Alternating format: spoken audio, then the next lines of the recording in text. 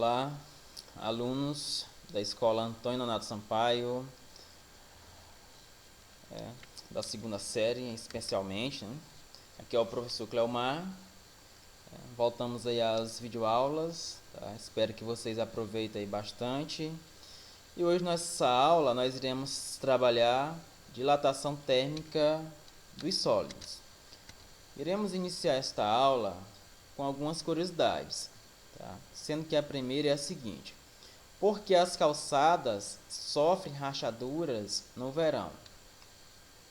A gente sabe que é comum as calçadas, né, a pavimentação, né, piso mesmo das nossas casas, da escola, sofrerem rachaduras, né, principalmente no verão, onde ocorrem altas temperaturas. A outra é a seguinte: porque os fios da rede elétrica ficam mais esticados no inverno, tá? Olha só, aqui no inverno, observe que eles estão mesmo bem estirados, não é isso? Aqui no verão, tá? Tem mais aí o formato mesmo parecido aí com a rede mesmo, não é isso? Tá? Eles estão, né, mais tem essa curvatura aí, né? A gente percebe que eles aumentam aí de tamanho no verão. Então, por que isso acontece? E a outra curiosidade nos fala aqui: por que as juntas de dilatação em ponte, né, e também em linhas férreas, tá? Em ponte, olha só, nas pontes ocorre aqui essa abertura aqui, pessoal, olha só, tá vendo aí? Não é a rachadura, tá certo? É essa abertura aí, essa pequena fenda é chamada de junta de dilatação. As juntas de dilatação ocorrem também nos trilhos, tá? Lá na linha férrea ocorre aqui esse espaçamento entre um trilho e outro. O trilho não é contínuo. Dois trilhos, eles não se juntam, olha só. Eles não se encostam. Aqui, uma pequena abertura aqui. Então, para que isso serve? Então, ao longo desta aula, você vai aprender, tá? Vai descobrir as respostas para essas perguntas, ok? Então, vamos ver aqui o que é dilatação linear. Esse tipo de dilatação ocorre nos sólidos, tá? Porque não só os sólidos, mas também os líquidos sofrem dilatação, mas essa dilatação, a dilatação do tipo linear, tá? Só ocorre nos sólidos, tá? E vamos considerar aí, tá, o seguinte: esse tipo de dilatação consiste também na variação, tá, de apenas uma dimensão. Que dimensão é essa? O comprimento, tá certo? Porque, por exemplo, uma placa tem duas dimensões, né, largura e comprimento. Na dilatação linear, será levada em consideração uma dimensão. Essa dimensão é o comprimento, tá, que vai sofrer dilatação. Como, por exemplo, em barras, cabos ou fios, né? Então, vamos considerar aqui uma situação da seguinte: inicialmente você vai considerar que essa barra, uma barra, digamos, uma barra de ferro, certo? Ela possui inicialmente um comprimento inicial. Esse comprimento inicial é representado por L0, tá?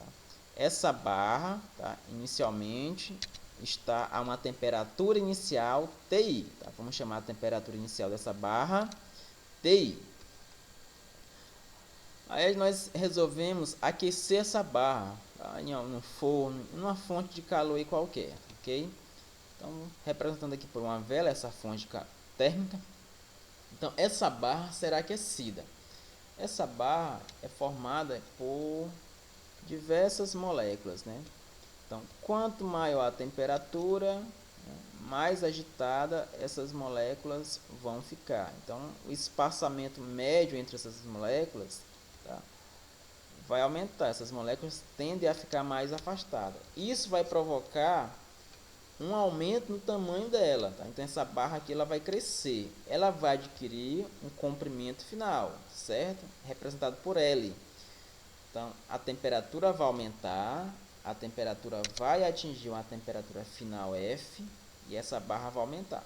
Então a diferença entre o comprimento final e o comprimento inicial é exatamente a dilatação, tá, linear, representada por delta L, certo? Então, a variação do comprimento delta L ou dilatação linear depende de quê? Depende do comprimento inicial da barra, do fio, tá, do objeto.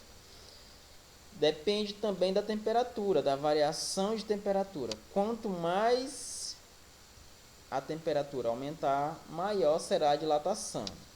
E depende ainda, tá, do material de que é feito o objeto. No caso aqui, do material de que é feita a barra. Quanto maior for esse coeficiente de dilatação linear, representado aqui pelo alfa, né, pela letra grega alfa, quanto maior for o coeficiente de dilatação linear, maior também será essa dilatação, tá? Maior será essa variação aqui no comprimento. Então vamos ver aqui na tabela a seguir, tá? Alguns coeficientes de dilatação linear, tá certo? Porque a dilatação também depende, tá, do material, tá? E o que é responsável, tá, que está diretamente ligado a essa característica do material é exatamente o coeficiente de dilatação linear. Por exemplo, nessa tabela aqui, nós temos aqui a coluna dos materiais e a coluna dos seus respectivos coeficientes de dilatação linear. Lembrando que ele é representado pelo alfa. Por exemplo, o aço tem um coeficiente de 11 vezes 10 elevado a menos 6. O alumínio, 22 vezes 10 elevado a menos 6. Todos estão em função da potência da 10 a menos 6. Se a gente pegar aqui, ó, nós temos aqui 8 materiais, tá, com coeficientes de dilatação linear diferente. Se considerarmos aqui 8 barras, sendo uma feita de cada um desses materiais, essas barras têm mesmo tamanho, tá certo?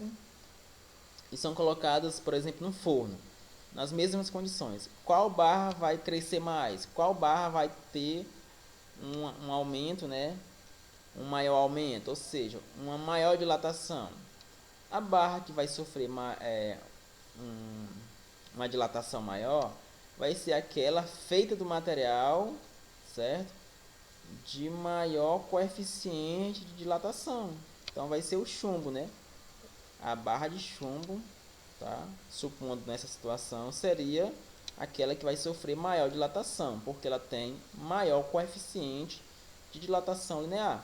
E aquela que iria crescer pouco, né? Ou seja, que ia sofrer menor